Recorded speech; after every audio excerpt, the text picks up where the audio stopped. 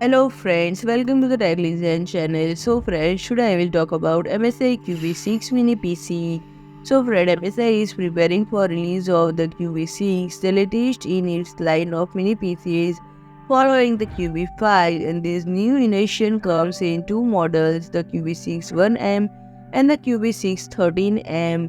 The data differentiation itself with capability of Intel's vPro platform targeting business applications, and both models are notable for incorporating Intel Raptor Lake U processors and offering dual Thunderbolt 4 ports, one of which also function as a USB PD input, and this feature enables the device to receive power from peripherals like monitors, and the QB6 maintains a small footprint with a volume of 0.826 liters, and MSI has yet to release comprehensive details about the device. More information is expected to announce at the upcoming CES event. And friend, key feature includes support for dual DDR5 memory, the inclusion of microSD slot, expanding storage capabilities.